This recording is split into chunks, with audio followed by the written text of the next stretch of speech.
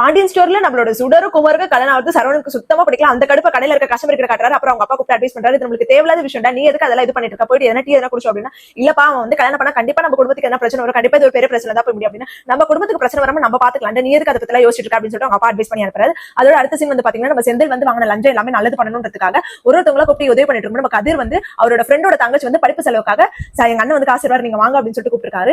அதோட அவங்க வராங்க, வந்துட்டு என் பொண்ணு இவ்வளவு மார்க் எடுத்து கூட எங்களால ஃபீஸ் கட்ட முடியலப்பா, அதுக்காக தான் உங்ககிட்ட உதவி கேட்க வந்திருக்கோம், நீங்க கொஞ்சமா காசு தந்தீங்கன்னா நல்லா இருக்கும் அப்படின்னு சொல்லிட்டு சொல்றாரு. அந்த பொண்ணோட முழு செலவையும் செந்தில் ஏத்துக்கிறாரு. அந்த பணத்திலேயே அவர் கட்டி நான் படிக்க வைக்கிறேன், உங்க பொண்ணை நல்லபடியா படிக்க வைங்க அப்படின்னு. இந்த பொண்ணாலதான் எங்க குடும்பமே உயர போகுது, இந்த பொண்ணோட இதுனால வந்து எங்க குடும்பம் உயரத்துக்கான நல்லது எல்லாமே உங்களை தான் வந்து சேரும் அப்படின்னு சொல்லிட்டு செந்திலுக்கு அது ரொம்ப சந்தோஷமாயிடுது. இப்பதான் தெரியுது ஒருத்தவங்க காசுக்காக எவ்வளவு கஷ்டப்படுறாங்க அப்படின்னு சொல்லிட்டு. நம்மளுக்கு அடிப்படை தேவைக்கு மீறி வசதி வேணும்ன்றதுக்காக நான் அப்படி லஞ்சம் வந்து எவ்வளவு பெரிய தப்புன்றது புரியுது அப்படின்னு. அப்பா இதை தானே உங்ககிட்ட இருந்து எதிர்பார்க்கறாரு அப்படின்னு சொல்லிட்டு கதிர் சொல்றான்.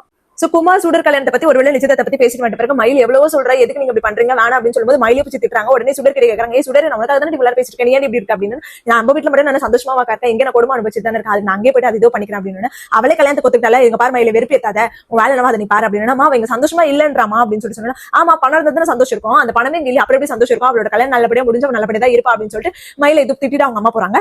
அடுத்த சீன் வந்து பாத்தீங்கன்னா நம்மளோட செந்தில் கதிர் திரும்பவும் காட்டுறாங்க. அவங்க வந்து அங்க இருக்கிறவங்களுக்கு வந்து சாப்பாடு வாங்கி கொடுக்குறது, அப்புறம் இல்லாதவங்களுக்கு வந்து மளிகை சாமான் வாங்கி கொடுக்குறது, அந்த மாதிரி உதவி எல்லாம் பண்ணிட்டு இருக்கும்போது இருக்கிற மொச காசு காலிட்டு எனக்கு கொஞ்சம் காசு தான் இருக்காது, சாமி உண்டியில போய் போடலாம் அப்படின்னு சொல்லிட்டு பேசிட்டு ஒரு வழியா எல்லா நாளையும் முடிச்சு வீட்டுக்கு கிளம்புறாங்க. அதோட இந்த எபிசோட முடிச்சிருக்காங்க. சோ நாளைக்கு வந்து என்ன காட்டுறாங்க, நம்ம பாண்டி கிட்ட போய் நம்மள சேர்ந்து காலில் விழுந்து, அப்பா நான் பண்ண தப்பு எல்லாமே நான் இது பண்ணிட்டு அதுக்கான பரிகாரத்தை நான் பண்ணிட்டு வந்துட்டேன், என்ன மன்னிச்சிருங்கப்பா அப்படின்னு சொன்ன பாண்டியன் சொல்றாரு, இதனால பாதிக்கப்பட்டது நான் மட்டும் கிடையாது, மீனாவது ரொம்ப பாதிக்கப்பட்டிருக்கேன், நீ அவகிட்ட மன்னிப்பு கேட்கணும் அப்படின்னு சொல்லிட்டு சொல்றாங்க. சோ அதோட இந்த எபிசோட முடிச்சிருக்காங்க. நாளைக்கு இந்த சீன் காட்டுற மாதிரி காட்டிருக்காங்க. பாப்பா வெயிட் பண்ணி என்ன நடக்குது அப்படின்றது.